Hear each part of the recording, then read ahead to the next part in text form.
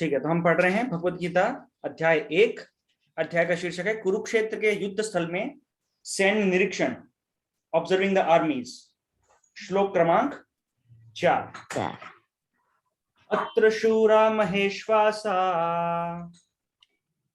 अत्र शूरा महेश्वासा भीमार्जुन समायुधि, भीमार्जुन समायुधि युयुधानो विराटश्च, युयुधानो विराटश्च द्रुपदश्च महारथः। द्रुपदश्च महारथः। यस, शशि प्रभु आप रिसाइट कीजिए, हम आपको फॉलो करेंगे। हरे कृष्ण प्रभु जी। हरे कृष्ण। अत्र भूरा महेश्वसा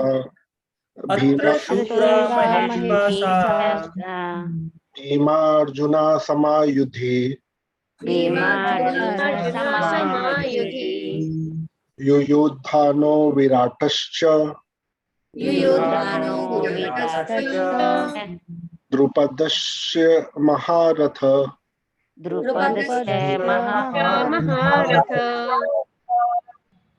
प्रभु जी इसका मीनिंग पढ़ो। नहीं, अभी नहीं। ओके।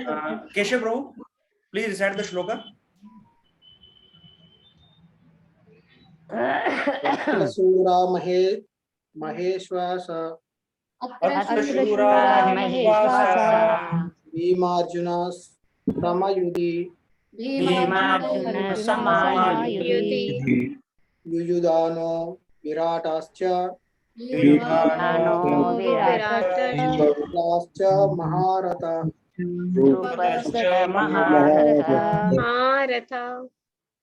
प्रथमेश प्रभु। अत्र शूरा महेश्वासा भीमार्जुन समायुधि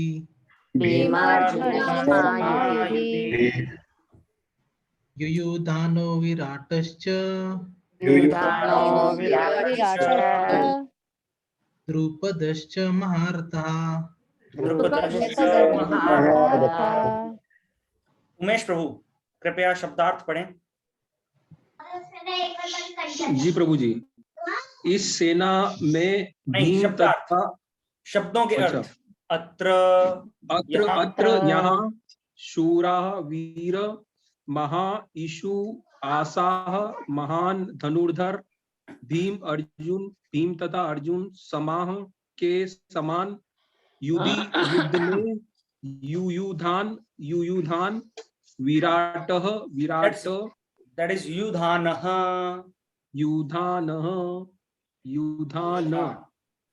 विराट। आप संस्कृत के क्लास अटेंड कर रहे हैं राइट? विराट संपला विराट च भीम द्रुपद च भी महारथ महान योद्धा। महारथः योद्धा। Yes, so translation purport by His Divine Grace Abhay Jananand Bhaktivedanta Swami Srila Prabhupada ki jai. Translation, who will read the translation? Vikas Prabhu. I will read in English. I don't have Hindi one. Who has the Hindi? Bhagavad Gita मैं पढ़ूं प्रभु जी? ठीक है, शीतल माता जी पढ़िए। इस सेना में भीम तथा अर्जुन के समान युद्ध करने वाले अनेक वीर धनुर्धर है, यथा महारथी युयुधान, विराट तथा द्रुपद। तात्पर्य: यद्यपि युद्ध कला में द्रोणाचार्य की महान शक्ति के समक्ष धृष्टद्युम्न महत्वपूर्ण बाधक नहीं था, किंतु ऐसे अनेक योद्धा थे जिनसे भय था। दुर्योधन इन्हें विजय पथ में अत्यंत बाधक बताता है, क्योंकि इनमें से प्रत्येक योद्धा भीम तथा अर्जुन के समान दुर्जय था। उसे भीम तथा अर्जुन के बल का ध्यान था, इसीलिए वह अन्यों की तुलना इन दोनों से करता है। ठीक है, तो let's chant the prayers and then we will discuss. सभी साथ में प्रार्थनाएं बोलेंगे, ठीक है? You can unmute yourself. ओम ज्ञानतिमिरन्धस्य ज्ञानाञ्जनशलाकया शलाकया ओम चक्षुरुन्मिलितं तस्मै तस्मै श्रीगुरुवे श्रीगुरुवे नमः नमः। श्रीचैतन्यमनोभीष्टं कृष्ण स्थापितं येन स्थापितं भूतले येन स्वयं भूतले रूपा स्वयं कदा रूपा मह्यं कदा ददाति ददाति स्वपदान्तिकम् स्वपदान्तिकम् वन्देऽहं वन्दे श्रीगुरुं श्रीगुरुं पदकमलं श्रीयुतपदकमलं श्रीगुरून् गुरून् वैष्णवांश्च वैष्णवांश्च श्रीरूपसाग्रजातं श्रीरूपं साग्रजातं रघुनाथं तत सजीवम् साद्वैत सावधूतं हरिजनं सहित कृष्ण चैतन्य देवं श्री राधा कृष्ण पादान् सहगण ललिता श्री विशाखान्वितांश्च हे कृष्ण करुणा सिंधु दीनबंधु श्रीमते जगतपते भक्तिवेदांत भक्तिवेदांत स्वामिनि स्वामिनीति नामिने नमस्ते नमस्ते सारस्वते देवे सारस्वते देवे गौरवाणी गौरवाणी प्रचारिणे प्रचारिणे निर्विशेष शून्यवादी निर्विशेष शून्यवादी पाश्चात्य पाश्चात्यदेशतारिणे नमो नमो महावदन्याय कृष्ण प्रेम कृष्ण प्रदायते प्रेम प्रदायते कृष्णाय कृष्णाय कृष्ण कृष्ण नामिने चैतन्य नामने गौरतविषे हे नमः। कृष्ण हे करुणा कृष्ण कृष्ण करुणा सिंधु सिंधु दीनबंधु दीनबंधु जगतपते जगत्पते गोपेश गोपेश गोपिका गोपिकान्त कांत राधाकान्त नमोस्तुते तप्तकांच गौरम राधे वृंदावनेश्वरी वृषभानुसुते नमामि हरिप्रिये वाञ्छाकल्पतरुभ्यश्च कृपा कृपासिन्धुभ्यश्च पतितानां पावनेभ्यो वैष्णवेभ्यो नमो नमः श्रीकृष्ण चैतन्य प्रभु नित्यानंद श्री अद्वैत गदाधर श्रीवासादि गौर श्रीवासादि गौर हरे हरे कृष्णा कृष्णा हरे हरे कृष्णा कृष्ण कृष्ण कृष्ण कृष्णा हरे हरे हरे हरे हरे हरे राम राम राम राम हरे राम हरे राम हरे मुखं हरे करोति करोति वाचालं वाचा पङ्गुं लङ्घयते गिरिं यत्कृपातमहं वन्दे श्रीगुरो दीनतारिणम्।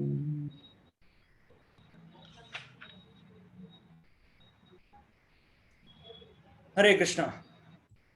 तो सभी का स्वागत है एक बार फिर से हमारे साप्ताहिक भगवद गीता प्रोग्राम में, जो कि साप्ताहिक नहीं हो पाता है। पिछले वीक हम नहीं मिल पाए because of some other meetings I had to attend. तो उसके पहले हमने श्लोक नंबर 3 पर 2 या 3 सत्र किए हैं, राइट? तो summarise, who can summarise one point each? We can take 3 or 4 points and then we can move ahead. प्रभु जी, एक पॉइंट ये था कि जो हमारे गुरु हैं उनकी बात का हमें पालन करना चाहिए। जो भी हमें गुरु बोलते हैं वैसा हमें पालन करना चाहिए। जो धृष्टद्युम्न थे वो द्रोणाचार्य का वध करने वाले थे, लेकिन फिर भी द्रोणाचार्य जी ने धृष्टद्युम्न को मतलब शिक्षा देने का सोचा था। क्यों सोचा था? वो शायद ब्राह्मण के नियम के अनुसार था आया, मतलब वो अपने ब्राह्मण धर्म को निभाया है उन्होंने धृष्टद्युम्न को शिक्षा देकर। ठीक है, thank you Umesh Prabhu. Yes, विकास प्रभु।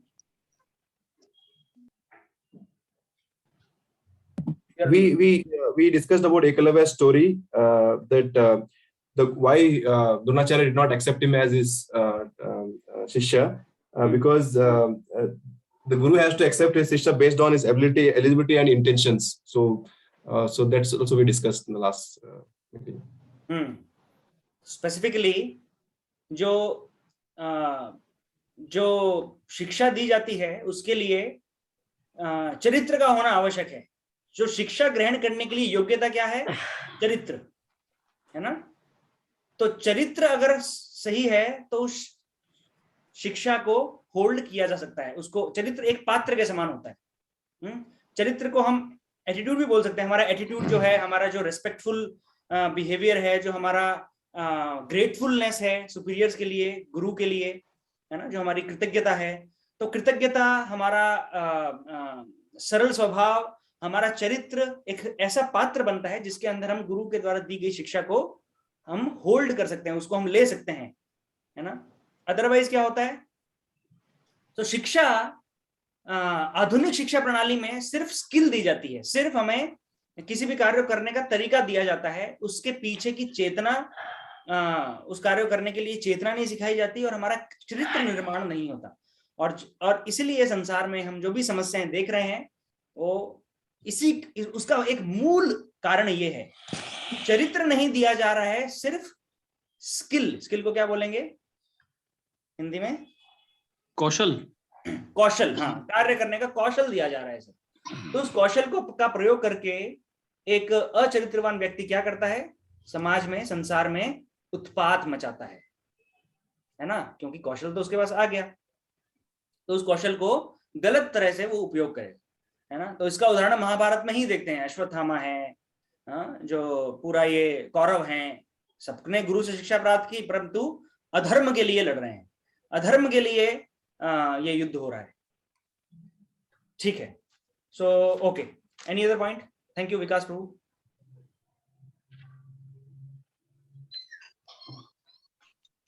प्रभु जी प्रश्न था, बाद में बताया पूछूंगा थोड़ा। एक मिनट, हाँ शीतल माता जी। वैदिक काल में बताया था कि ज्ञान, अन्न, औषधि, ये बताए थे न्याय, और गुरु दक्षिणा का कल्चर बताया था, ब्राह्मण, क्षत्रिय, वैश्य, शूद्र कि ब्राह्मण, और फिर उदाहरण दिया था 10वीं मंजिल का, उसमें वैदिक जीवन के बारे में बताया, जैसे किसी व्यक्ति का रोल प्रमुख तब तक नहीं, मतलब उसको तब तक स्टैंड नहीं लेना चाहिए जब तक वो ये नहीं भरोसा दिला सकता है कि भगवत धाम वो मतलब ले जा सकता है। तब तक उसने अपना ये बताना नहीं चाहिए कि प्रमुख वो होना नहीं चाहिए तब तक। हम जो पद ग्रहण करते हैं संसार में, भौतिक संसार में हम पद ग्रहण करते हैं, 4 मुख्य पद हैं। वो क्या क्या हैं? एक माता पिता का पद, या एक गुरु का पद, और एक राजा, कंट्रोलर, एडमिनिस्ट्रेटर का पद, है ना, और गुरु न शिष्यात, जननी न शिष्यात, राजा राजा, एंड दिस वन मोर। सो ये पद हमें तब तक नहीं लेने चाहिए जब तक हम ये भरोसा हमें अपने आप पर ये नहीं है कि मैं इनको, जो मेरे सबऑर्डिनेशन में, जो मेरे नीचे जो भी आत्मा आ रही है, उसको हम इस जन्म मृत्यु के चक्रव्यूह से छुटकारा दिला सकते हैं। तब तक ये पद हमें ग्रहण नहीं करना चाहिए। तो एक वैदिक जो जीवन है, जो वर्णाश्रम का जो जीवन है, जो वेदों पे आधारित जो जीवन जीने का जो कला है, वो इसके ऊपर बहुत अधिक जोर देती है कि हमें उत्तरदायित्व लेना है एक दूसरे का, हमसे नीचे जो भी है उसका उत्तरदायित्व हमें लेना है ना। और आज क्योंकि कोई भी उत्तरदायित्व ले नहीं रहा है, सब अपने प्रसन्नता का, अपना पैसा कमाने का उत्तरदायित्व सब ले रहे हैं, परंतु दूसरा जो व्यक्ति जो मेरे संरक्षण में आया है, जो आत्मा मेरे संरक्षण में आई है, पुत्र के रूप में, पुत्री के रूप में, एक शिष्य के रूप में, या एक प्रजा के रूप में, उसका किसी को कोई भी दे डोंट केयर, कोई केयर नहीं है उनका, उनके आध्यात्मिक जीवन का। इसलिए संसार में हम समस्याएं देख रहे हैं। ओके, और हमने वर्णाश्रम पर भी बहुत अधिक डिस्कशन किया था, पूरा वर्णाश्रम का प्रणाली कैसे चलता है, उसका साइंस क्या है, क्यों है ना। तो अल्टीमेटली वर्णाश्रम जो तंत्र है उसका पूरा उद्देश्य क्या है? वर्णाश्रम में सबसे टॉप पे ब्राह्मण, फिर क्षत्रिय, फिर वैश्य, फिर शूद्र। और ये जन्म से नहीं होते, ये अपनी टेंडेंसीज, अपने साइकोफिजिकल नेचर, अपनी मनोवृत्ति, अपनी चेतना के हिसाब से होते हैं।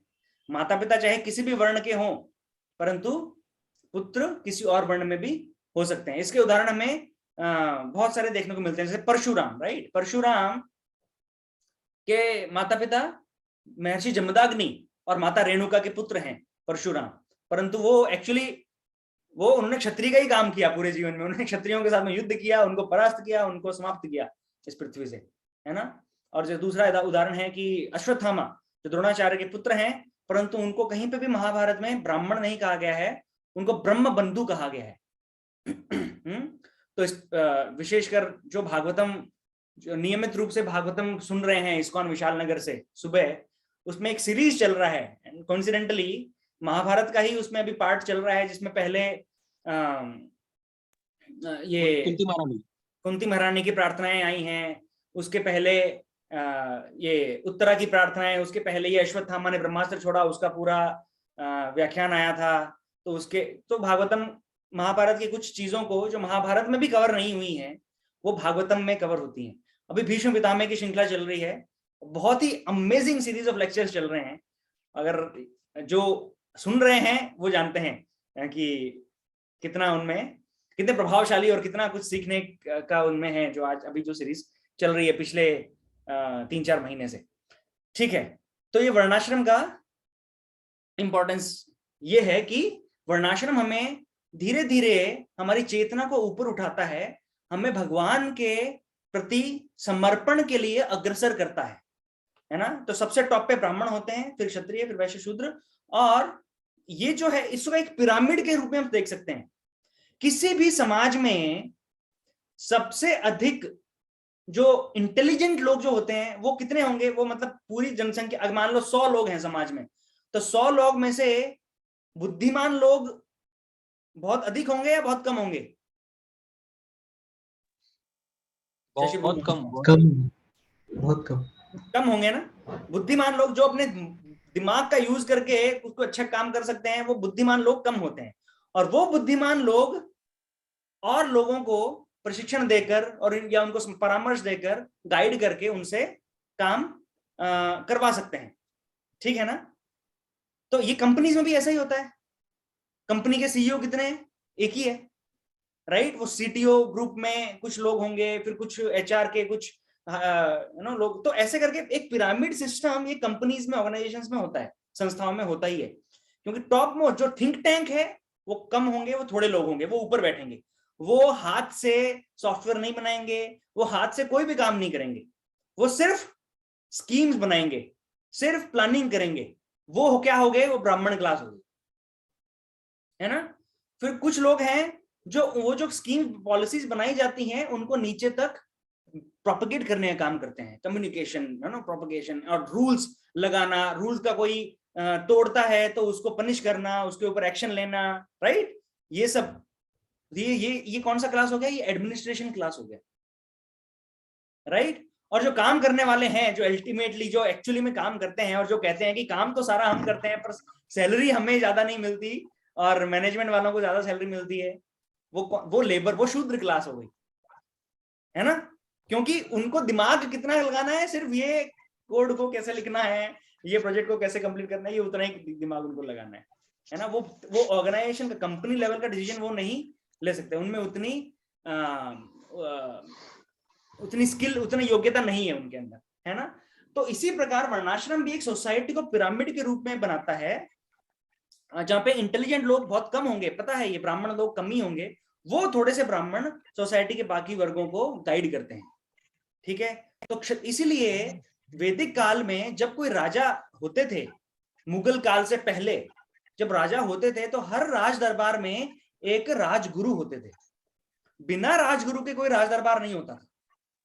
मंत्री होते थे, राजा होते थे, परंतु वो परामर्श करते थे आपस में, डिसीजन फाइनल नहीं लेते थे जब तक राजगुरु से परामर्श ना किया हो, जब तक एक ब्राह्मण से परामर्श ना किया हो। तो हम देखते हैं कि राजा दशरथ जो थे वो महर्षि वशिष्ठ हैं, विश्वामित्र हैं, उनसे परामर्श करते थे, राइट। महाभारत में के दरबार में द्रोणाचार्य, कृपाचार्य, ये थे परामर्श देने के लिए, राइट। तो ये हर दरबार में होते ही थे। क्यों? क्योंकि क्षत्रिय है, वो एडमिनिस्ट्रेशन करेगा उसको, लेकिन क्या रूल लगाना है, क्या पनिशमेंट देना है, ज्यादा तो नहीं हो रहा है, कम तो नहीं हो रहा है, धर्म क्या कहता है किसी भी परिस्थिति में, धर्म के अनुसार डिसीजन कैसे लेना है, ये कौन बताएगा? ये ब्राह्मण बताएगा, क्योंकि ब्राह्मण को धर्म का ज्ञान है, ब्राह्मण को शास्त्रों का ज्ञान है। ठीक है। तो ब्राह्मण हो गए, क्षत्रिय हो गए, और फिर वैश्य। अभी वैश्य का क्या काम होता है? ये आगे 14वें 15वें अध्याय में भगवद गीता में आता है। ये वर्णाश्रम को भगवान कृष्ण ने बहुत डिस्क्राइब किया है। देखिए, हम जिस भी चर्चा में समय लगा रहे हैं वो भगवद गीता से बाहर नहीं है। कभी हमें लग सकता है कि अरे इतना सब क्यों बार बार। भगवद गीता को समझने के लिए भगवान कृष्ण की चेतना को समझना आवश्यक है। भगवान कृष्ण बोलते हैं चातुर्वर्ण्यम मया सृष्टम, क्योंकि ये जो वर्णाश्रम जो है वो मैंने बनाया है, ये मेरा किया हुआ है, तो इसको तुम छोटा मोटा मत समझो, इसमें बहुत गहरा विज्ञान है ना। तो जो वैश्य है, वैश्य का धर्म क्या है? कृषि, गोरक्षा, वाणिज्य, कि वो एग्रीकल्चर करें, कृषि करें, खेती, गोरक्षा, गायों का पालन और संरक्षण करें, और वाणिज्य, इकोनॉमिक डेवलपमेंट, व्यापार करें। तो वैश्य जब व्यापार करेंगे, उनसे फिर टैक्स आकर राजा को जाएगा, एडमिनिस्ट्रेशन को जाएगा, उस टैक्स से राज्य में और कामकाज चलेंगे, ठीक है ना, सार्वजनिक उनके उत्थान के लिए वो काम चलेंगे, ठीक है। तो वैश्य का काम है पैसा कमाना और शूद्रों को और काम में लगाना। शूद्र जो है वो अपने बुद्धि उसको इतनी नहीं कि वो व्यापार कर सके, धर्म के अनुसार व्यापार कर सके, एक है ना। तो वो धर्म के अनुसार व्यापार कैसे करेगा वो वैश्य बताएगा, और वो भी ब्राह्मणों से परामर्श करके बताएगा, है ना। तो आजकल के युग में ये शूद्र को शब्द को इतना इन्होंने डेरोगेटरी टर्म बना दिया है, मतलब इसको नीचा शब्द बना दिया। एक्चुअली नीचा शब्द नहीं है, ये कैटेगराइजेशन है। जैसे हमारी कंपनी में कैटेगराइजेशन है, ये इंजीनियर है, ये मैनेजर है, ये डायरेक्टर है, ये वाइस प्रेसिडेंट है, ये है ना, ये सीटीओ है, ये है ना, ये हर जगह। अभी किसी ने किसी पद का कोई ना कोई नाम तो देना ही पड़ेगा, isn't it? तो शूद्र एक ये नीचा शब्द नहीं है, ये शब्द है ये बताने के लिए कि भाई इनका समाज में काम क्या है, कर्तव्य क्या है। आपका कर्तव्य है कि आपको जो ऊपर वाले, क्योंकि डिसीजन लेने की, निर्णय लेने की क्षमता आप में नहीं है, सही गलत का ज्ञान आपको ज्यादा समझ में नहीं आता है, क्योंकि आपका नेचर वैसा नहीं है, आपकी प्रकृति वैसी नहीं है। तो जो ज्यादा जानकार वाले लोग हैं आप उनको फॉलो करो, और वही हम कर रहे हैं आज कंपनीज में, ठीक है। परंतु समाज में जब वर्णाश्रम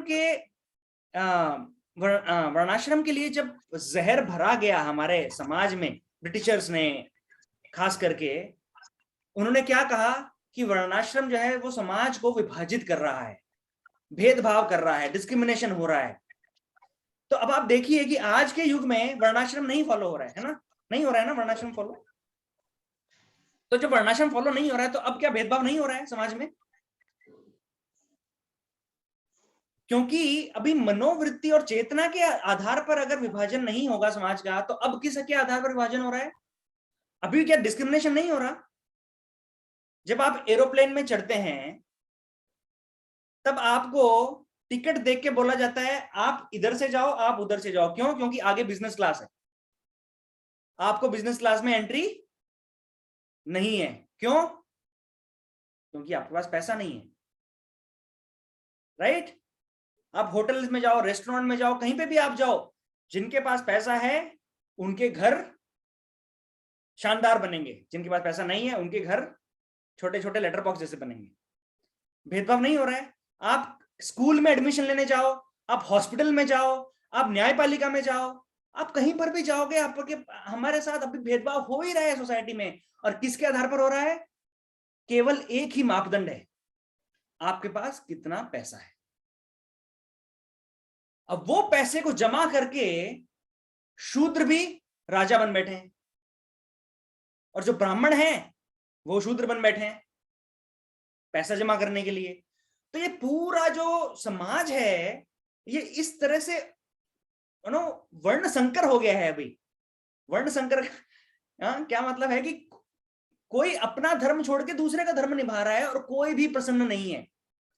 जिस व्यक्ति को एक ब्राह्मण होना चाहिए वो ब्राह्मण का मतलब वो किसी की नौकरी नहीं करेगा, और वो अपनी स्वेच्छा से वेलफेयर का काम करेगा, टीचिंग का काम करेगा, है ना।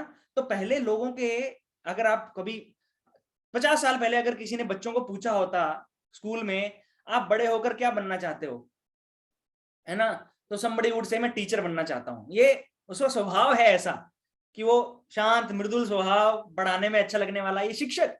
हाँ, बहुत सारे लोग शिक्षक ही बनना चाहते हैं, आज भी ऐसे लोग हैं। हाँ, हमारे मंदिर में बहुत सारे ब्रह्मचारी, मतलब अभी ब्रह्मचारी है नहीं, मतलब वो उस ट्रेनिंग चल रहा है उनका, परंतु वो बोलते हैं कि हमें पढ़ाना ही अच्छा लगता है, हमने इंजीनियरिंग कर लिया, टॉप इंस्टीट्यूशन कर लिया, परंतु पढ़ाने में अच्छा लगता है, ट्यूशन पढ़ाते हैं, इंजीनियरिंग कॉलेज में पढ़ाते हैं। तो ये क्या है? ये गुण ब्राह्मण के गुण है ना। कोई है जो स्वभाव से क्षत्रिय है, लड़ाई दंगा करना, मारपीट करना, मतलब गलत तरीके से नहीं, उसको इनजस्टिस पसंद नहीं है, अन्याय होना पसंद नहीं है, किसी का बुरा नहीं देख सकता, उसका है ना खून खौल जाता है। ये क्या है? ये क्षत्रिय स्वभाव है। वो क्षत्रिय स्वभाव वाला व्यक्ति क्या कर रहा है? सॉफ्टवेयर कंपनी में काम कर रहा है और वहां पे मैनेजर से लड़ाई कर रहा है है ना? तो ये पूरा मिक्सअप हो गया है। मापदंड क्या बन गया है? केवल और केवल धन। धन है तो आप ऊपर पिरामिड में, धन नहीं है तो आप नीचे, है ना? तो ये बहुत ही दयनीय स्थिति है कलयुग की, ठीक है? और ऐसा ये सिस्टमेटिकली बहुत ही सोची समझी चाल को, साजिश को, षड्यंत्र को रचकर ऐसा किया गया है। मैं आपको 2 उदाहरण दूंगा। जैसे किसी ने मुझे ना थोड़े समय पहले एक पुरानी कोई तो 1950 उस जमाने की मूवी का एक क्लिप भेजा था। मैं ढूंढूंगा, अगर मिलेगा तो मैं आपको भेजूंगा वो।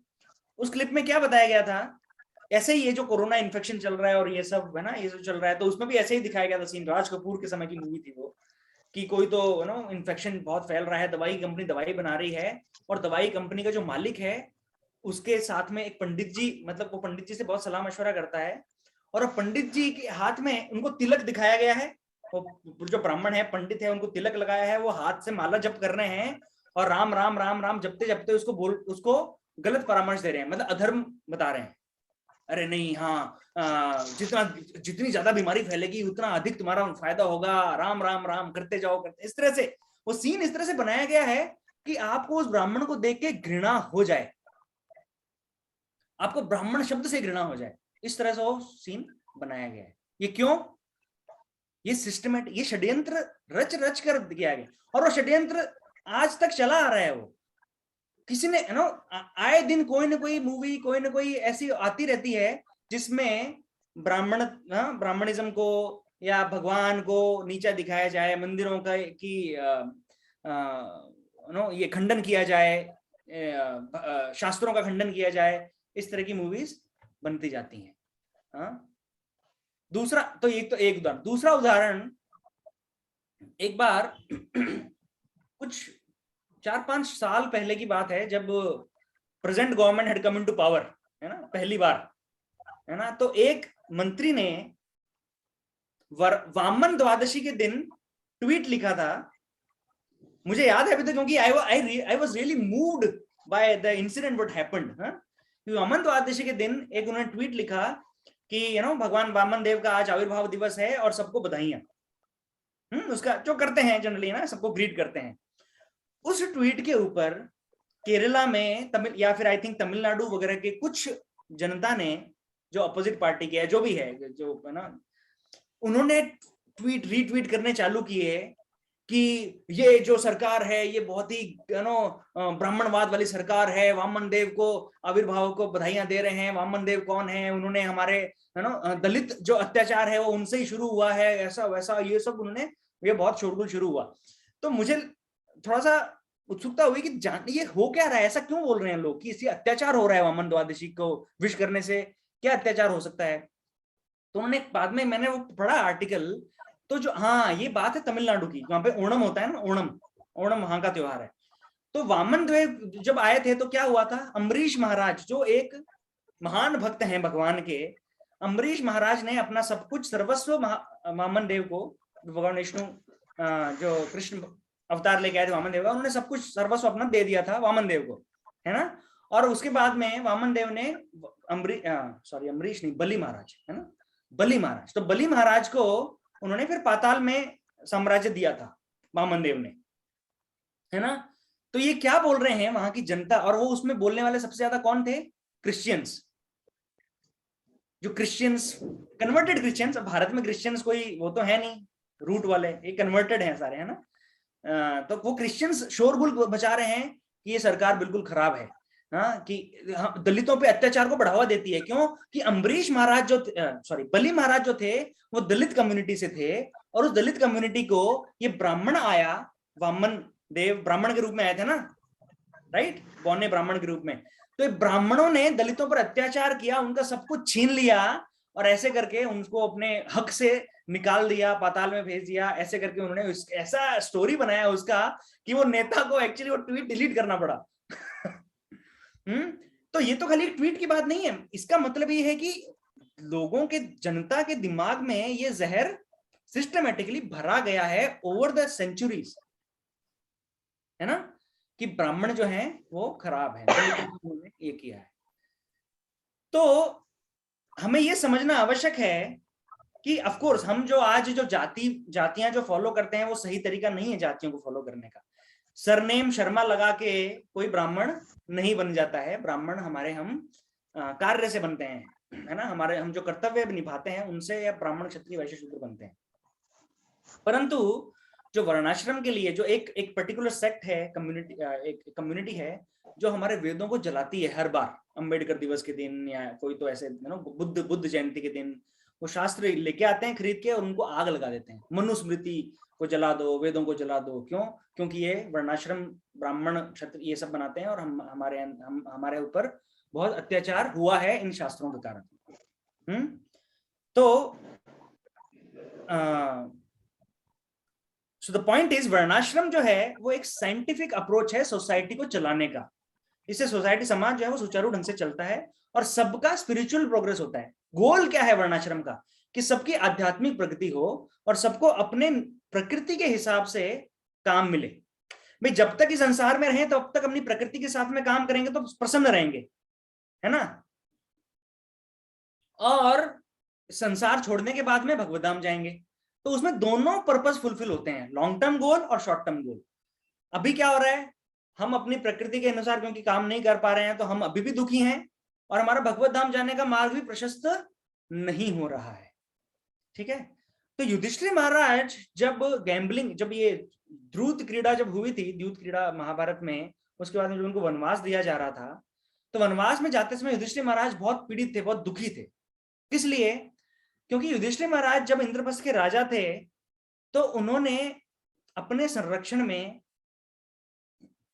12,000 ब्रह्मचारी ब्राह्मणों को रखा हुआ था, संरक्षण दिया हुआ था उनके पठन पाठन के लिए, है ना। तो ये जो एजुकेशन थी वो स्टेट स्पॉन्सर्ड ही होती थी पहले, क्योंकि अभी रिसोर्सेज कहां से आएंगे गुरुकुल चलाने के लिए?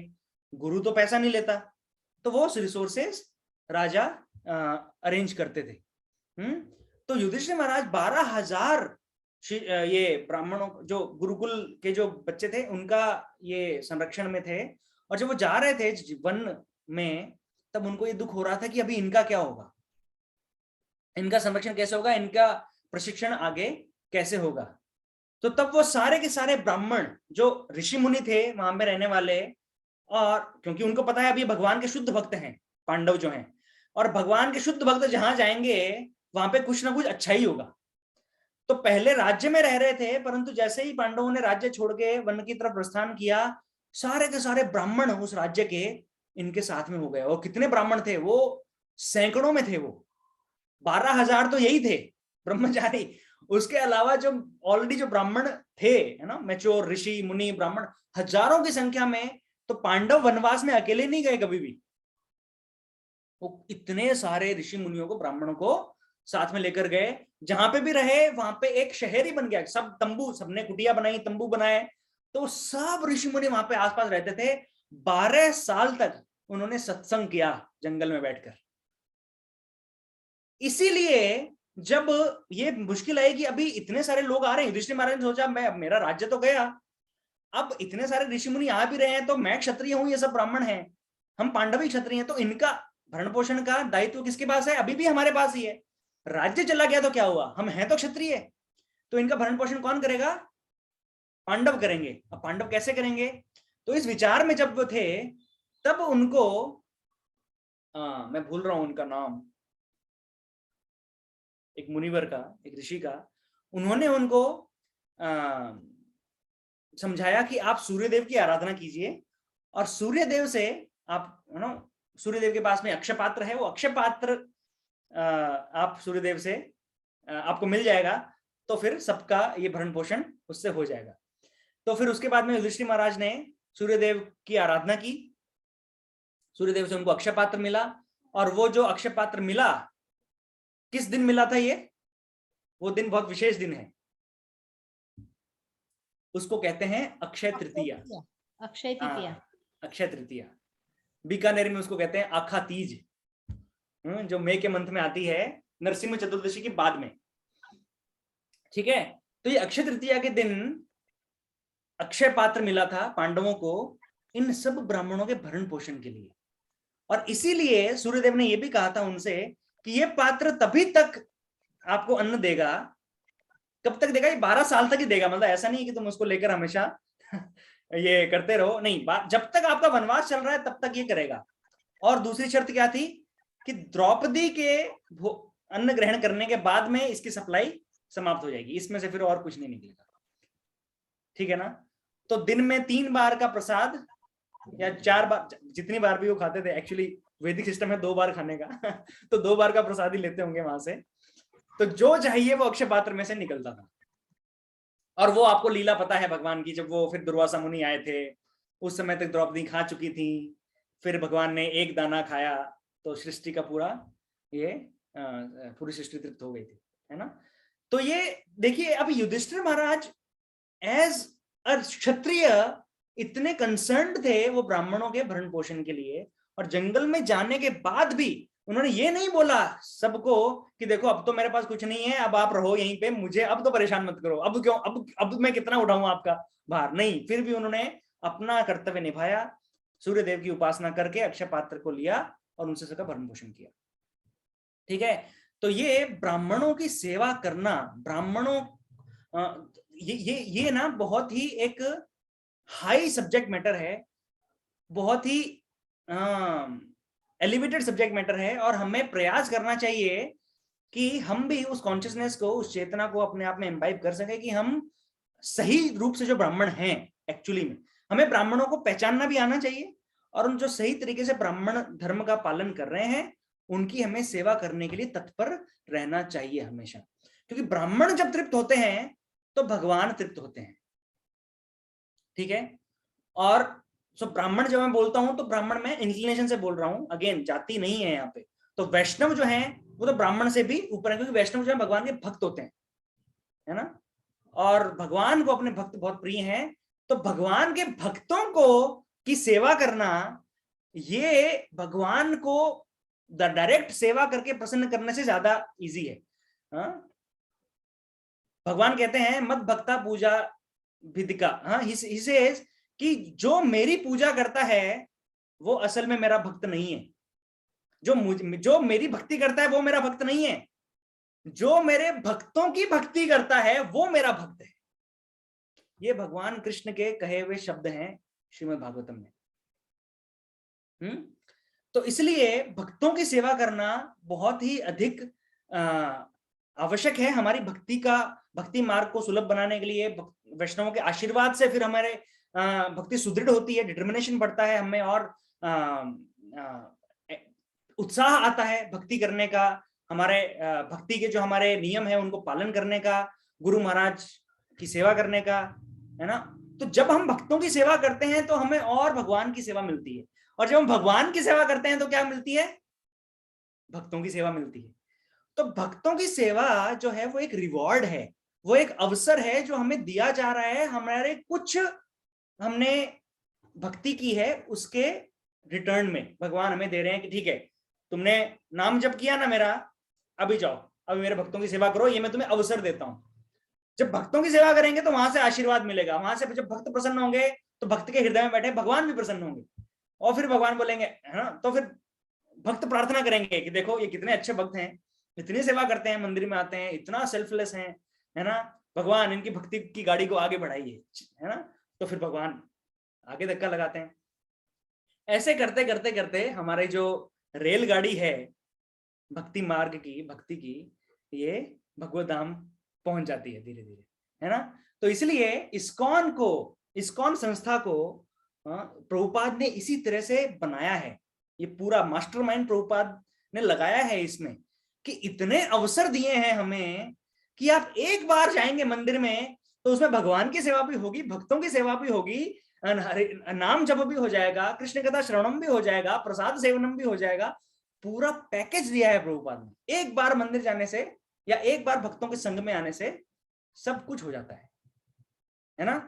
जैसे हम संडे प्रोग्राम में मिलते हैं, संडे फीस जो होता है हमारा एवरी संडे, और एक्चुअली एवरीडे मॉर्निंग प्रोग्राम जो होता है, वहां पे आरती भगवान की हो रही है, पर भक्त जो है वो दिया लेके सबको आरती के बाद में सबको दिया दिखाता है ना, भक्त दिया लेते हैं। ये क्या वो भक्तों की सेवा कर रहा है? कोई नीचे प्रसाद बांट रहा है, कोई तुलसी स्टैंड लेके आ रहा है, कोई कुछ कर रहा है, कोई ये भक्तों की सेवा भी साथ साथ में चल रही है। तो कितना इजी है ना, हमें एडिशनल कुछ करना ही नहीं है, सिर्फ what we have to do, we just have to be there, just वहां पे उपस्थित रहेंगे तो हमें भगवान के और भक्तों की दोनों की सेवा का अवसर भरपूर प्राप्त हो जाएगा। ये यहां पर देखिए, अब दुर्योधन इस संदर्भ में वापस आते हैं, तो दुर्योधन और जो कौरवों की जो पार्टी है, ये इतने अंधे हैं आध्यात्मिक जीवन में कि भगवान के समक्ष होते हुए भगवान की सेवा नहीं कर पाए, भक्तों की सेवा नहीं कर पाए। उल्टा उन्होंने क्या किया, पांडवों को मारने का षड्यंत्र, परेशान करने का षड्यंत्र, उनकी निंदा करना, उनको अपमान करना, ये सब किया, है ना। इतनी बार उनको अवसर मिला, और उनके पास सत्संग का अवसर था या नहीं था?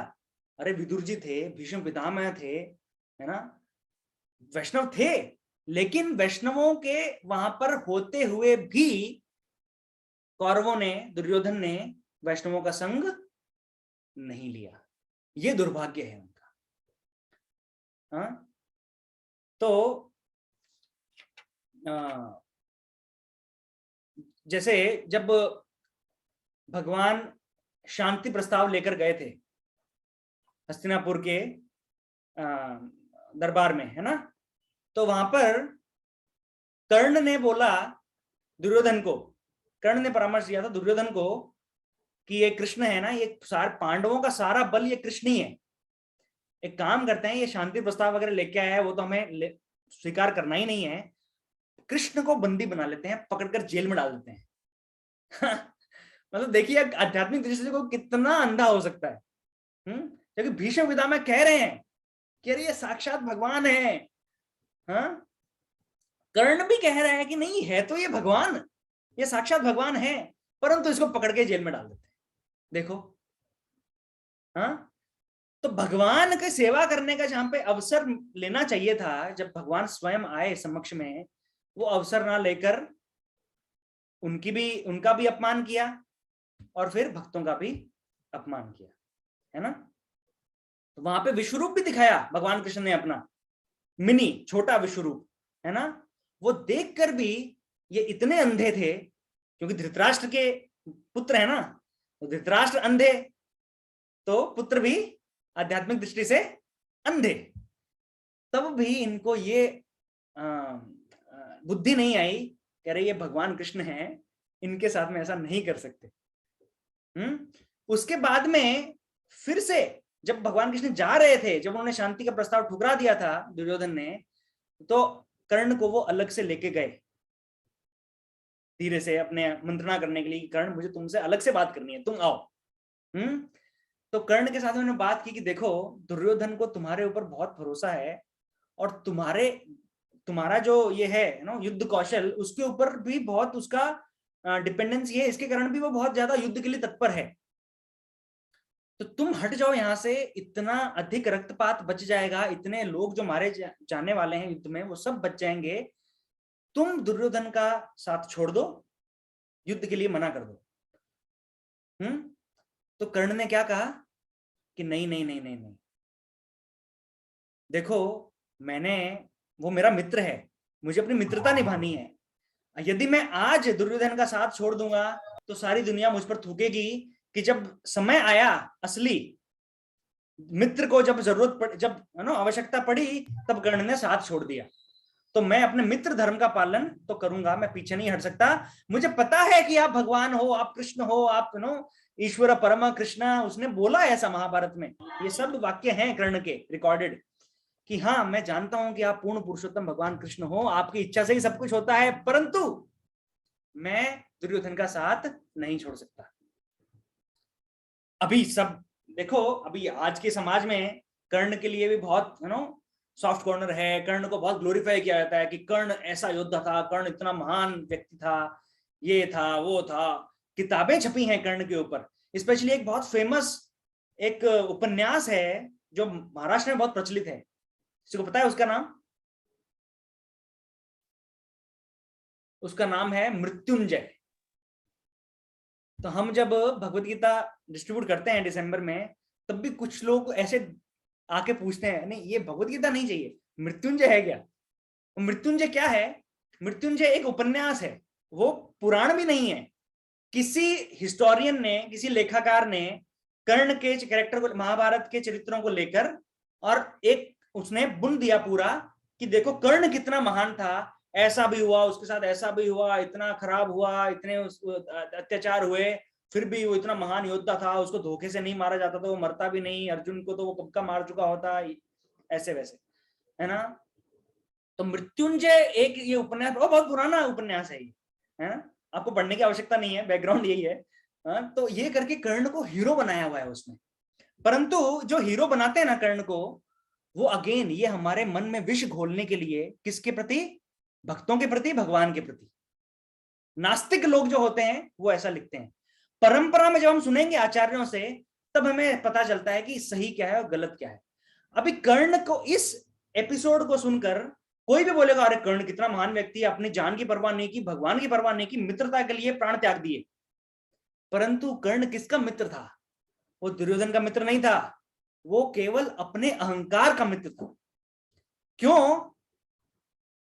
क्योंकि जब युद्ध शुरू होने वाला था और युद्ध की पूरी योजना चल रही थी, वहां पर देखो, अभी इससे हमें चरित्र का पता चलता है, कर्ण का चरित्र, है ना, कि कर्ण और भीष्म पितामह का कुछ तो आपस में संवाद हुआ। उसमें क्या हुआ, मतलब अभी भीष्म पितामह तो लीडर हैं पूरे कौरव आर्मी के, तो वो असाइन कर रहे थे, अभी उसका डिटेल है महाभारत में, मैं उस डिटेल में नहीं जाऊंगा, परंतु कुछ उन्होंने ऐसा स्थान दिया कर्ण को जो कर्ण को अच्छा नहीं लगा, कि नहीं मैं इतना महान योद्धा हूं, मुझे ये पोस्ट मिलना चाहिए युद्ध में। भीष्म पितामह ने मैंने कहा कि यहाँ मैं कर रहा हूं पूरा डिजाइन, तो जैसे मैं बोल रहा हूं वैसे करो। कर्ण ने कहा कि अगर ऐसी बात है ना, तुम्हें अपने आप पर बहुत गर्व है कि तुम बहुत महान योद्धा हो इस संसार के, मैं प्रतिज्ञा करता हूं जब तक भीष्म पितामह युद्ध में जिंदा हैं तब तक मैं हथियार नहीं उठाऊंगा, तब तक मैं शस्त्र नहीं उठाऊंगा। ऐसी प्रतिज्ञा कर्ण ने की, और जैसे ही दुर्योधन ने यह सुना, दुर्योधन के पैरों के तले से धरती खिसक गई, फट गई। इतना अफसोस हुआ दुर्योधन ने कहा भी अरे कर्ण ऐसा मत करो, मेरे मित्र ऐसा मत करो, ऐसा क्यों कर रहे हो तुम? कर्ण ने कहा नहीं, अभी देखो ये अभी क्या, अभी आवश्यकता नहीं थी क्या दुर्योधन को कर्ण की? पहले दिन से आवश्यकता थी ना, महान योद्धा था कर्ण, अपने आप को मानता था, दुर्योधन की मित्रता निभानी थी। तो एक मित्र क्या कोई ऐसा प्रण ले सकता है कि मैं लड़ूंगा तभी जब भीष्म नहीं रहेगा? तो इसके दो मतलब हैं, एक तो ये मतलब है कि मैं ये चाहता हूं कि भीष्म मारा जाए युद्ध में। भीष्म जो थे ना, उन्होंने भगवान परशुराम को भी युद्ध में परास्त किया था। आप सोचिए भीष्म पितामह की क्षमता कितनी थी, कितने पावरफुल योद्धा थे, कितने पावरफुल क्षत्रिय थे वो। भगवान परशुराम भी उनसे युद्ध में जीत नहीं पाए थे, और भगवान परशुराम भीष्म पितामह के गुरु थे। गुरु अपने शिष्य को नहीं हरा पाया था। ये भीष्म पितामह को कर्ण चाह रहा है कि ये मारे जाएं तब मैं युद्ध करूं, है ना। और दूसरा क्या? दूसरा कि मुझे तुम्हारी परवाह नहीं है दुर्योधन, मैं तो युद्ध कर रहा हूं तो अपने अहंकार के लिए कर रहा हूं। अहंकार मेरा हर्ट हो गया, मेरे अहंकार को ठेस पहुंची, मैंने प्रण ले लिया कि ठीक है आई डोंट केयर, मैं युद्ध करूंगा, अपने टर्म्स पे करूंगा। क्या कोई मित्र ऐसा करेगा अपने परम मित्र के साथ में? जबकि दुर्योधन ने ही कर्ण को एक क्षत्रिय का दर्जा दिलाया था। उसकी भी एक कहानी है, तो मैं उसमें नहीं जाऊंगा आगे महाभारत में। परंतु आप देख सकते हैं कि कर्ण का चरित्र कितना ज्यादा मतलब ये है ना, अच्छा चरित्र नहीं था उसका। जब द्रौपदी का चीरहरण किया जाना था असत सभा में, तो द्रौपदी को ये आइडिया किसने दिया दुर्योधन को कि आप द्रौपदी को मंगाओ, दांव पे लगवाओ द्रौपदी को। ये बार बार कर्ण बोल रहा था दुर्योधन के कान में कि दुर्योधन अभी द्रौपदी बाकी है, अभी द्रौपदी बाकी है, द्रौपदी को बुलाओ, द्रौपदी को बुलाओ। तो ये भी कर्ण ने किया। तो और उसके बाद में जब अभिमन्यु जब चक्रव्यूह भेद करके उसमें घुसे थे अंदर चक्रव्यूह में, तब पहला जो परामर्श था कि अभिमन्यु जब निहत्थे थे, जब उनके पास में शस्त्र नहीं थे, उसको मारने का परामर्श किसने दिया? कर्ण ने दिया। अब ये कर्ण क्षत्रिय है क्या? ये योद्धा है, अपने आप को क्षत्रिय योद्धा मानता है क्या? तो ये कोड था युद्ध का, और क्षत्रिय कहीं पे भी हो उनका ये कोड रहता है कि निहत्था जब शत्रु भी है तो उसके ऊपर वार नहीं करेंगे, उसको पहले शस्त्र देंगे, अपने बराबर के लेवल पर लेकर आएंगे उसको। अगर वो घायल है, अगर वो उठ नहीं पा रहा है तो उस पर बाण नहीं चलाया जाएगा, उस पर शस्त्र नहीं चलाया जाएगा, है ना। तो ये कोड थे उस ये नियम थे उस युद्ध के। उन नियमों को पहली बार तोड़ा कर्ण ने कि अभिमन्यु को मार डालो, यही मौका है, नहीं तो बाद में हमें परेशानी होगी, है ना। तो गोविंद प्रभु हमारे बहुत ही वरिष्ठ ब्रह्मचारी हैं इस्कॉन चौपाटी में, वो कहते हैं कि आज के समाज में, क्योंकि ये वर्णाश्रम का किसी को समझ नहीं है, ब्राह्मणों के प्रति किसी को आदर नहीं है, भगवान कोई मानता नहीं है, वेदों को कोई पढ़ता नहीं है, गुरु के परंपरा में कोई सुनता श्रवण नहीं करता है, तो कर्ण को इतना हीरो बनाया है, इतना बड़ा नायक बना दिया गया है समाज में कि आज के समय में अगर कर्ण और कृष्ण दोनों में अगर चुनाव किया जाए, इलेक्शन किए जाए, तो कर्ण जीत के आएगा शायद। ऐसा भी हो सकता है भारत देश में। कृष्ण को कोई भगवान मानने को तैयार नहीं है, परंतु कर्ण को एक महान व्यक्ति मानने को सब तैयार है। ये क्यों होता है? क्योंकि परंपरा में जो शिक्षा, जो ज्ञान मिलना चाहिए था, उसको षड्यंत्र रचकर, बहुत ही सोची समझी चाल करके हमारी शिक्षा पद्धति से हटाया गया, गुरुकुलों को ध्वस्त किया गया, ब्राह्मणों के प्रति आदर को समाप्त किया गया, ब्राह्मणों की गलत साइड को दिखा दिखा कर, है ना। ठीक है, ऐसा हो सकता है कि ब्राह्मणों ने गलत किया हो, ऐसा इसमें कोई, मैं ये नहीं कह रहा हूं कि ब्राह्मण हमेशा बहुत सही ही करते थे, अच्छा ही करते थे। गलतियां तो हर वर्णाश्रम में, हर किसी भी वर्ण या किसी भी आश्रम में त्रुटियां हो सकती हैं, परंतु किसी एक पर्टिकुलर त्रुटि को, एक पर्टिकुलर गलती को आउट ऑफ प्रोपोर्शन, बहुत अधिक उसको दिखा दिखा कर और पूरे वर्ग को ये कर देना, मलिन कर देना, ये सही बात नहीं है ना। जैसे एक उदाहरण लेता हूं, जैसे इंदौर, अभी कोई इंदौर से कोई आतंकवाद में पकड़ा गया, तो आप क्या ऐसे थोड़ी बोलोगे कि अरे इंदौर वाले तो आतंकवादी होते हैं? ऐसा नहीं कहेंगे ना कभी।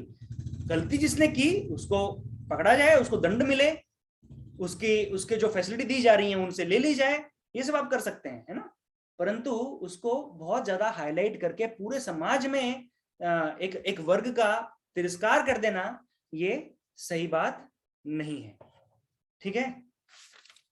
तो इस पूरे प्रसंग में जो दुर्योधन की जो भूमिका है, द्रोणाचार्य से जो संवाद कर रहे हैं, जो बोल रहे हैं, इसके पीछे ये बैकग्राउंड होना बहुत अधिक जरूरी है कि द्रोणाचार्य की, कर्ण की, इनकी सबकी मानसिकता क्या है, ठीक है। तो आज यहीं विराम देंगे और इसके आगे जो श्लोक हैं, यहां से हम अगले सत्र में 4 से लेकर 11 नंबर श्लोक तक समाप्त करेंगे एक ही सत्र में, क्योंकि अधिक अभी बैकग्राउंड हमने बहुत पूरा डिस्कस कर लिया है एक कैरेक्टर का, और ज्यादातर अभी नाम आने वाले हैं सबके जो जो हैं युद्ध में दुर्योधन की साइड से, और भी ज्यादा दुर्योधन की जो राजनीतिक दिमाग है, जो उसकी बुद्धि है, उसके बारे में थोड़े बहुत और पॉइंट्स हैं, वो मैं उनकी चर्चा करूंगा जब वो पॉइंट्स आएंगे तब। तो ये 3 से 11 जो ये है सेक्शन जो है, ये दुर्योधन की राजनीतिज्ञता, दुर्योधन डिप्लोमेसी, तो ये सेक्शन हम नेक्स्ट सत्र में समाप्त करेंगे। कोई प्रश्न है?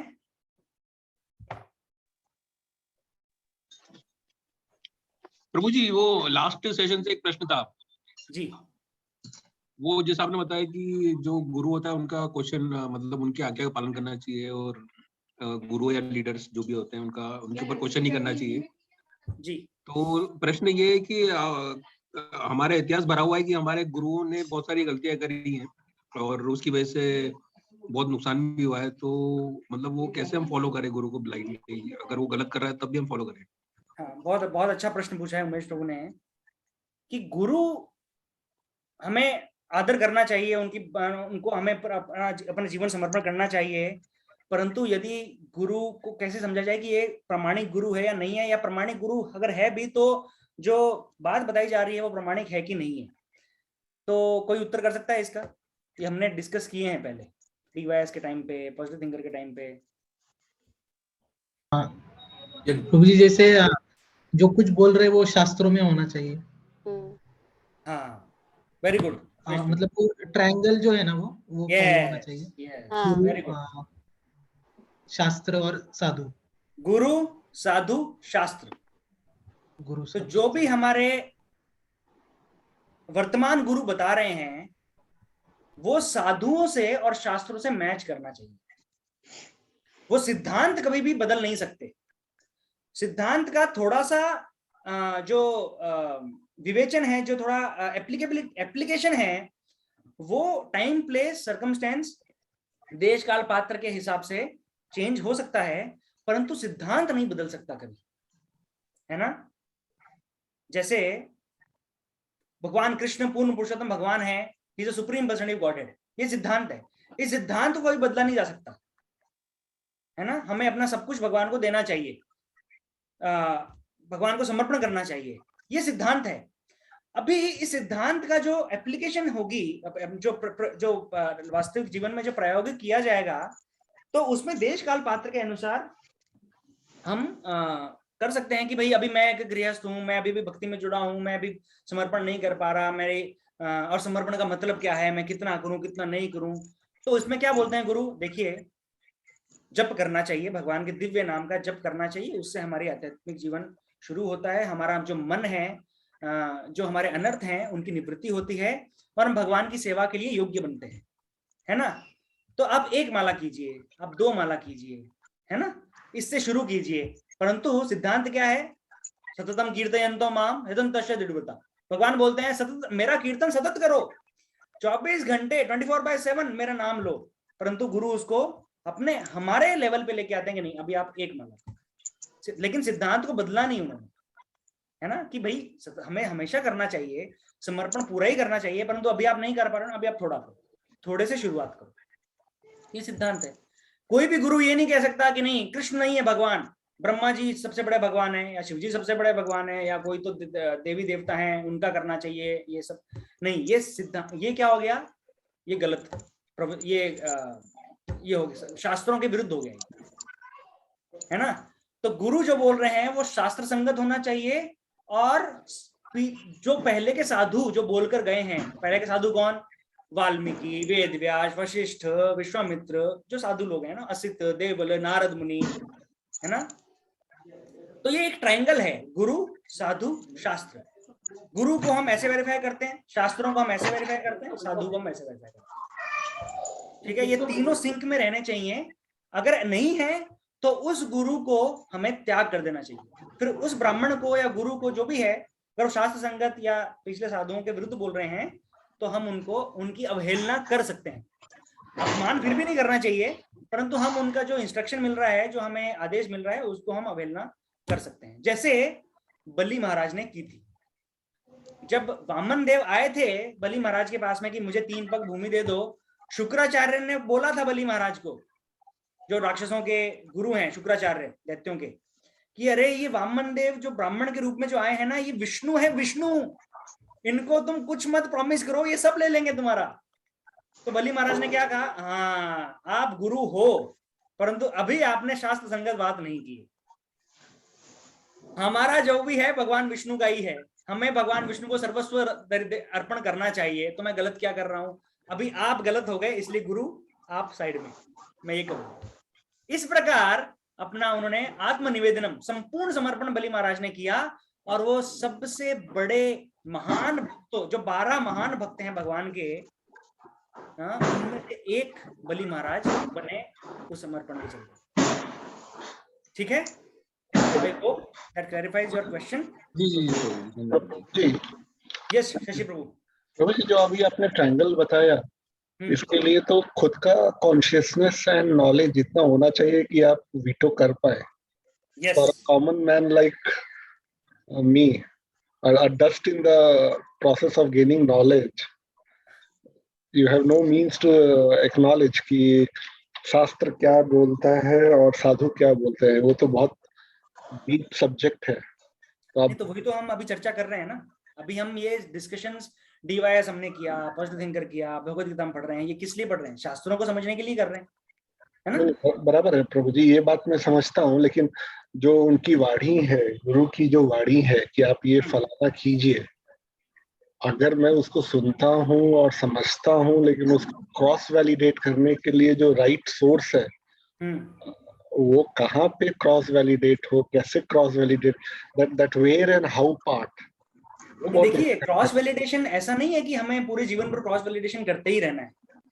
अभी हमने देखो, आज हम इस चर्चा में हैं, अभी हम यहाँ पे सम्मिलित हैं इस प्रोग्राम में, इसका मतलब हमने कुछ तो क्रॉस वैलिडेशन पहले किया है। हमने एक फेथ, एक लेवल तक हमने श्रद्धा डाली है, और उस श्रद्धा को डालने का हमें कारण मिला है।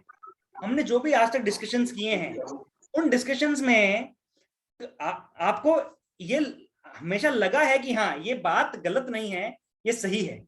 आपको श्लोक दिखा दिखा कर बताया गया कि ये 4 संप्रदाय होते हैं और हमारा जीवन का लक्ष्य ये है, उद्देश्य ये है, कोई किसी का अल्टीरियर मोटिव है ना आपको नहीं दिखा है, इसलिए आप यहाँ पे आ रहे हैं। तो आपकी श्रद्धा बढ़ रही है, शास्त्रों का ज्ञान भी बढ़ रहा है। और क्या कर सकते हैं इस लेवल पर कि जिससे भी हम ज्ञान ले रहे हैं, हमें ये देखना है कि वो किससे कनेक्टेड है, वो भी कनेक्शन में होना चाहिए, है ना? It's a chain, disciplic succession is a chain. कोई इंडिपेंडेंट तो नहीं बता, है ना? मतलब कोई अपने गुरु शिष्य परंपरा से, या हमारा जो ब्रह्म मध्व गौड़ीय संप्रदाय है, यहाँ से यहाँ इस श्रृंखला से हटकर तो कोई नहीं बता रहा है मुझे ज्ञान दे रहा है। क्या मैं ऐसे व्यक्ति से ज्ञान ले रहा हूँ जो इस पूरी श्रृंखला से हट चुका है? नहीं ना, तो फिर ठीक है ना? तो मैं जिससे ज्ञान ले रहा हूँ वो अपने किसी सुपीरियर के निरीक्षण में, संरक्षण में होना चाहिए, वो सुपीरियर भी अपने सुपीरियर के संरक्षण में, निरीक्षण में होना चाहिए, आश्रय में होना चाहिए, राइट? तो हम देखते हैं कि हमें जो शिक्षा देने वाले हैं उनका शेल्टर क्या है, उन्होंने कहाँ शरण ली है, उनके गुरुजनों ने कहाँ शरण ली है, उनके गुरुजनों ने कहाँ शरण ली है। और जब तक ये परंपरा बनी हुई है तब तक हम सेफ, हम सुरक्षित हैं। ठीक है? हरे कृष्ण प्रभु जी। प्रभु जी, एक लास्ट चीज, ये वर्णाश्रम में अगर ये सारे राजकुमार लोगों ने इतना पॉलिश्ड होकर नॉलेज लिया, और आप एक रेफरेंस आपने एग्जांपल में दिया था कि इवन दुर्योधन धार्मिक था और कर्म को भी मानता था, उसकी जब जान बचाई गई, आपने एक एग्जांपल दिया लास्ट में जब पांडवों के बच्चे मारे गए तो जो उसने ग्रीफ एक्सप्रेस किया। तो पॉइंट है कि फिर आध्यात्मिक क्यों नहीं हुआ? अगर ये पूरा प्रोसेस इतना अच्छा था और गुरुओं ने इतने अच्छे तरीके से सारे कुछ किया, तो बिकॉज ऑफ एनवी, द्वेष। क्योंकि चरित्र का प्रॉब्लम था कि ये ईगो और द्वेष का ही पूरी कहानी है। फिर तो मुझे लगता है कि जैसा आप बोल रहे हैं कि ये सिर्फ ईगो, मतलब इट इज चरित्र is driven by ego, right? In short everything boils down to ego problem. हाँ, तो चरित्र का मतलब क्या है? जब हम चरित्र निर्माण करते हैं तब हमें अनर्थ निवृत्ति, जितनी अधिक अनर्थ निवृत्ति हम करवा सकें अपने में और अपने मतलब अगर मान लो मैं एक गुरु हूं तो मेरे शिष्यों में मुझे अनर्थ निवृत्ति करवानी है। अनर्थ क्या क्या है ना? Lust, anger, greed, pride, envy, illusion, ये 6 अनर्थ हैं, ये हमारे मन में भरे हुए हैं, है ना? तो जितने अधिक अनर्थ, मतलब जितने कम होते जाएंगे उतना हमारा चरित्र भी अच्छा होता जाएगा, है ना? तो चरित्र निर्माण का यही विषय है कि अपना जितना हम अपनी बॉडीली कॉन्शियसनेस में होते हैं, हमारी शारीरिक चेतना में होते हैं, उतना ही हम आध्यात्मिक जीवन से दूर हो जाते हैं। क्योंकि फिर मुझे अपने शरीर को जो अच्छा लगता है, जो मेरे मन को अच्छा लगता है, वो हम करते हैं। तो दुर्योधन को क्या अच्छा लगता था कि बस ये पांडव जो हैं ये मेरे आंखों के सामने नहीं आने चाहिए, उसके लिए फिर सब कुछ करता था, चाहे कितना भी ज्ञान लिया हो, है ना? तो ज्ञान से बड़ा अहंकार हो गया, द्वेष हो गया, तो फिर ज्ञान नहीं ठहर पाया। वही तो हमने चर्चा की ना, जो चरित्र होता है, जो हमारा वो एक पात्र का कार्य करता है ज्ञान के लिए। अगर पात्र ही नहीं है तो ज्ञान ठहरेगा कैसे? तो गुरुकुल में जाकर भी उन्होंने कौशल सीखा, चरित्र निर्माण नहीं कर पाए अपना, राइट? हरे कृष्ण प्रभु जी। मतलब बहुत यही मेन मैसेज है पूरी कहानी की अगर बात करूं तो धर्म कर्म सब कुछ ठीक है, लेकिन चरित्र को अगर जो आपने 6 पैरामीटर्स बताया, प्रभु जी एक बार उसको वापस रिपीट करेंगे, वो 6 बातों को जो चरित्र के एलिमेंट्स हैं। So we'll again discuss it. I'll repeat in the next session. अभी I'm getting late. I have to go to the temple. ठीक है प्रभु। For some सेवा for tomorrow. ठीक है। अच्छा, तो कल संडे फीस्ट में सब सम्मिलित होइए। मैं देख रहा हूँ कि कुछ समय से काफी भक्त नहीं आ पा रहे हैं, ऐसा मत कीजिए। संडे फीस्ट हमारे लिए एक स्पेशल प्रोग्राम आयोजित किया जाता है हर बार। वो मंदिर में रहने वाले भक्तों के लिए नहीं है, वो हमारे लिए है, और हम अगर नहीं जाएंगे तो उसका लाभ हम नहीं उठा पाएंगे। स्पेशली पिछले हफ्ते जब ये आए थे द्वारकाधीश प्रभु और माता जी, बहुत सुंदर प्रोग्राम, बहुत सुंदर उन्होंने मैसेज दिया सबको। बहुत वरिष्ठ वो भक्त हैं, राधानाथ परम पूज्य राधानाथ स्वामी महाराज के बहुत क्लोज हैं। तो ऐसे भक्तों का संग लेकर ही हम उनकी सेवा कर सकते हैं। मतलब उनसे अगर हमने श्रवण किया ना, तो हम, मतलब जैसे हमने आज चर्चा की ना वैष्णवों की सेवा, भक्तों की सेवा, तो ये उनकी सेवा ही है। तो हम जब मिलेंगे भक्तों के बीच में, जब आएंगे, तभी सेवा हो पाएगी, नहीं तो नहीं हो पाएगी। तो इस बात को जरा थोड़ा गंभीरता से लीजिए कि सप्ताह में एक दिन तो हमें मंदिर आना ही चाहिए। मतलब अगर हम नहीं आ पा रहे हैं तो फिर then there is something wrong in my schedule or in the way I'm practicing spirituality, जो भी है। तो उसके लिए फिर हमें फीडबैक की आवश्यकता है। तो फीडबैक लीजिए फिर, है ना, डिस्कस कीजिए, अपने पीयर भक्तों से डिस्कस कीजिए कि अच्छा मैं ऐसा कर रहा हूँ, मैं कुछ गलत कर रहा हूँ क्या, मुझसे ये नहीं हो पा रहा है, वो नहीं हो पा रहा है।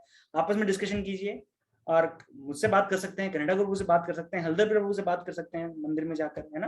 क्योंकि आध्यात्मिक जीवन को भी सुचारू तरीके से चलाने का एक तरीका होता है, वो मन पर नहीं छोड़ना चाहिए। क्योंकि मन तो हमें कोटि कोटि जन्मों से हमने मन पे ही छोड़ा हुआ है। तो जब अभी हमें दिव्य ज्ञान मिल रहा है, सही परामर्श मिल रहा है, भगवान के भक्तों का संग अवेलेबल है, तब मन पर नहीं छोड़ना चाहिए, तब फिर हमें भक्तों से परामर्श करना चाहिए। ठीक है, तो thank you very much. Shrimad Bhagavad Gita की जय, श्रील प्रभुपाद की जय।